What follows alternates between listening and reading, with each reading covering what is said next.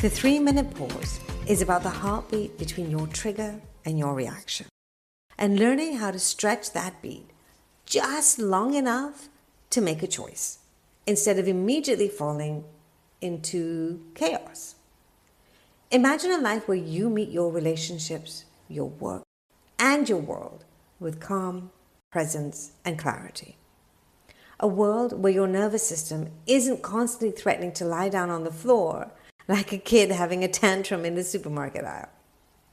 If that sounds nice, and also suspiciously unrealistic, you're in the right place. Each episode is here to help you build emotional resilience from the inside out. Not in the peaceful moments you post on Instagram, but in the real ones, like when your kid screams at you in frequencies only dogs understand. Or when your boss WhatsApps you, quick question at 4:59 p.m., and your nervous system decides it's time to resign. This isn't just a podcast. It's a practice, a place to talk about the real stuff, the grounding moments, the messy moments, and the funny ones that somehow keep us human. Because learning to pause for 3 minutes won't rewrite history, but it will change how you meet it. And honestly, that's the point. The email from your boss lands in your inbox, short, sharp, and before you even finish reading it, your chest tightens, your breath turns shallow, and all your system hears is, "Not this again." In that moment, it isn't just this email. It's the memory of every time you were blamed for something that wasn't yours to carry. Every moment you swallowed your truth to stay safe. Your body remembers what your mind tries to forget, and it reacts before you even know it's happening. Knowing why you're triggered matters. But if the story you tell yourself becomes a shield you hide behind, you lose touch with what's real. So today, we're slowing it down. We'll explore what's actually happening inside that reaction. Stay with me to the end of this episode for a free tool to help you navigate that trigger, because it's a surprisingly effective alternative to spiraling. I'm Maniza, your host of the 3-minute pause. I've spent my whole life learning how to stay with what's real. I've sat with my own nervous system when it was trembling, when emotions felt too loud, and when life stopped making sense. 25 years as a psychotherapist and coach have taught me something sacred, that every person I've ever worked with has been one of my teachers. Through this podcast, I honor their lived experience and yours in return. Each week, we examine how dysregulation shows up, sometimes center stage, sometimes lurking in the shadows, but always insisting on being the main character. You'll learn how to listen to what your body is trying to say, so you can show up fully in your life, feeling the hard feelings and living at the same time. The patterns of our childhood follow us all until we learn to let go. I've lost myself more times than I can count, and in that, I learned how to find the pause inside the noise.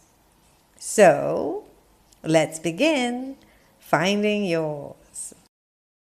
We tell ourselves the mask helps, that confidence at work keeps us safe, and that hiding the cracks makes us stronger. So we lead with competence, hold back the emotions, and build a version of ourselves we think the world will respect. We disconnect from our humanness and become robotic, calm, capable, and one crisis away from crying in the stairwell. But every time the distance between who we are and who we present to the world grows wider, the trigger hits harder because it has farther to travel to reach what's real. And it covers that distance with unsettling speed. So what actually happens when that email lands and the mask slips? The trigger fires fast, sharp, before you can think. Your chest tightens, Your stomach drops. Your breath turns shallow. Fear rushes in, familiar, immediate, all-consuming. Your body braces. Your mind goes quiet. And for a moment, you're fully inside the reaction. No past, no present. Only the fear itself, alive in you. And of course, this all happens 5 minutes before a Zoom call where you're expected to be, quote unquote, fine.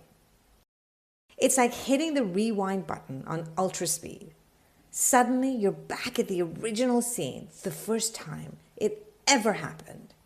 The first time you felt the blame and the shame.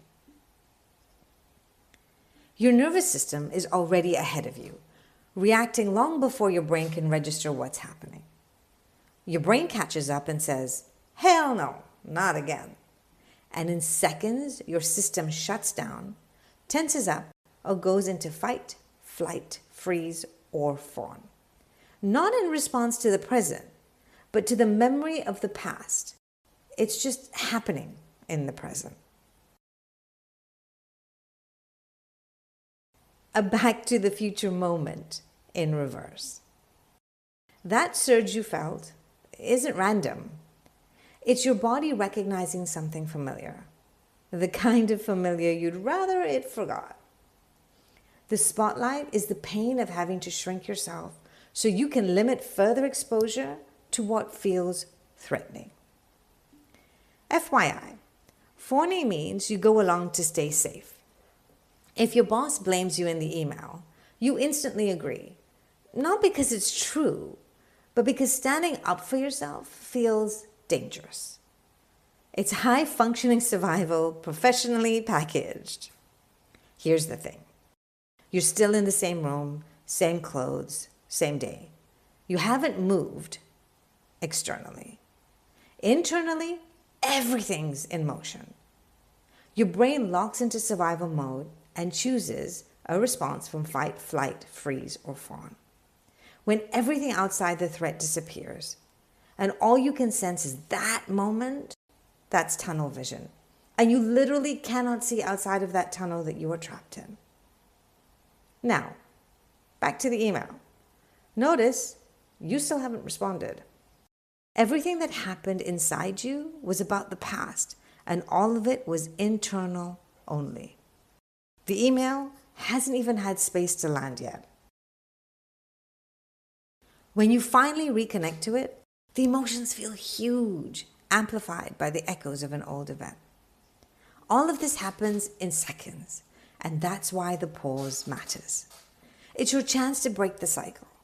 Even if it's just enough time to realize you've drafted the whole reply in your head twice and still haven't blinked.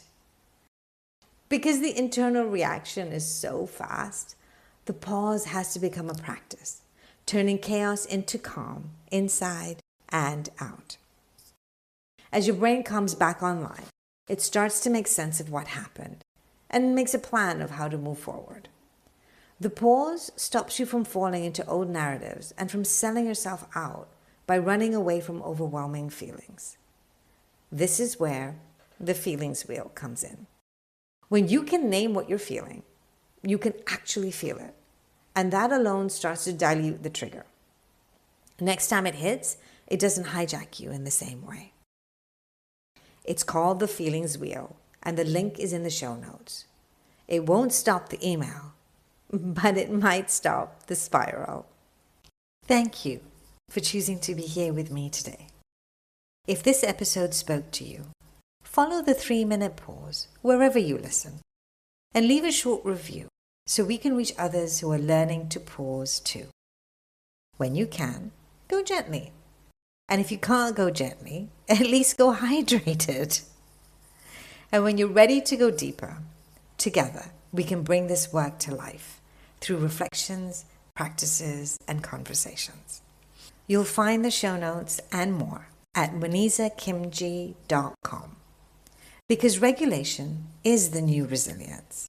And 3 minutes really can change everything.